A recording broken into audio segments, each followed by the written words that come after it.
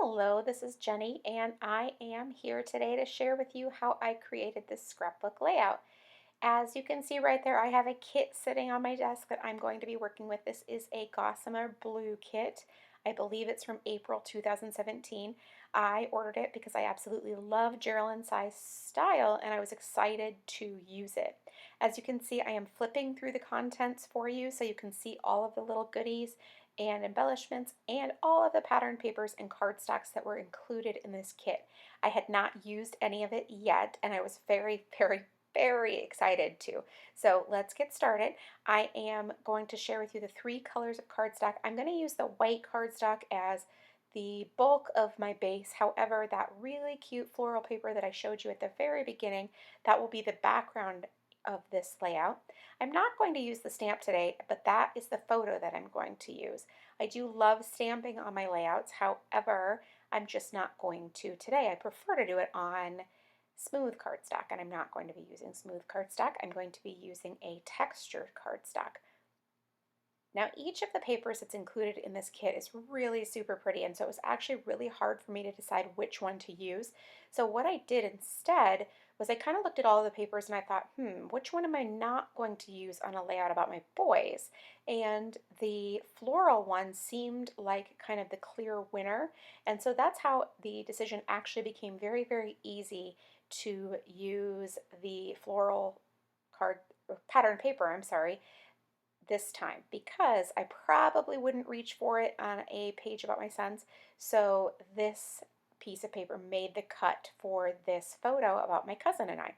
So I've just trimmed off approximately an inch on two sides of the cardstock just to leave a little border around the edge where you can see the floral paper.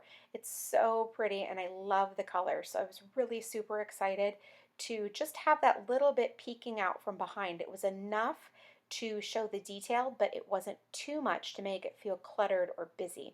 So now what I want to do is I want to create a very photo or a very center heavy layout. I'm not going to have too much happening around the edges, aside from the pattern paper, of course. So I'm going to lay down one of the washi strips right there, and I'm going to focus on keeping my photo right below it. Now I'm going to flip through all of the different die cuts, and I want to create like a horizontal cluster right there. So I'm pulling out some of the die cuts that I won't use. Those houses are super cute and there's a whole bunch of other really awesome elements that I look forward to using on a different page. But for this particular page, I wanted to keep it that I was using a lot of vertical die cuts and then also ones that would go with this particular photo as well. So I kept it very simple and I didn't choose ones that had the houses or some of the other things that just didn't really go with this one. And then I also had the color palette to consider as well. Now I have chosen these flat embellishments, but I definitely want to use a few that have dimension also. So some of the enamel dots or the cardstock, not the cardstock, I'm sorry, the chipboard. So I will also use some foam squares as well, just to give it a little bit of height too. So now those are the chipboard stickers, and there are quite a few that I'm really excited about. And I decided that I wanted to place this simple circle at the very top, and it sort of gives it the anchor point at the top.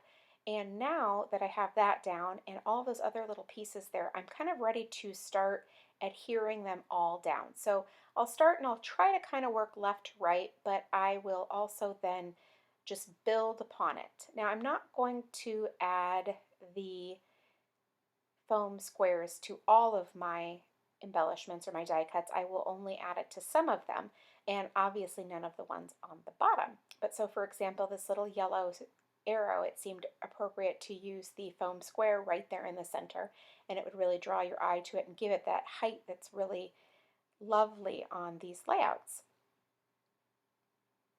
Now I'm going to adhere down the circle, but I'm still not going to adhere the photo yet because I'm not 100% sure where I want it and what I want to mat it with. I know I probably want to mat it with white cardstock, but I'm still not 100% sure on that yet. So I decided that I would just leave it for now and I would work around it. Now I am also attaching that Let's Do This, which is the title of this layout, but it is not from the kit. It's from a sheet of American Crafts thicker phrases that I had in my own stash already. And it happened to work with the color and the overall theme, so I decided that it was perfect to use right here. Now these white alphabet stickers, I'm placing them on the white background of this tag, and I'm just spelling out the word Portland, which is where this photo was taken. And I wanted to have that tone on tone effect. I did not want these to stand out. I wanted it to be sort of hidden within that sort of title right there. And I absolutely love the way that that ended up. I'm really, really excited about it, and I feel like it was a great choice. I just love how it's there and you can see it, but it's very, very simple, and it's not at all something that stands out. It's one of those details that you're going to find when you're looking through all of the different bits and pieces of this particular page.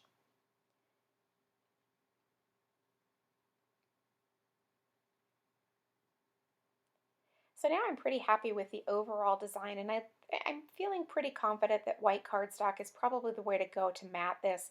I do like that, again, the tone on tone look, so I'm going to just stick with that right there. And then I'll just add a couple more little embellishments, and that will pretty much be it for me for this particular layout. So thank you so much for stopping by and watching. I really do appreciate it. I hope you enjoyed the video. And if you did, if you would give me a thumbs up, that would be fantastic. And if you have any questions, leave it in the comment box below and I will do my very best to get back to you. Thank you so much for watching and make it a great day.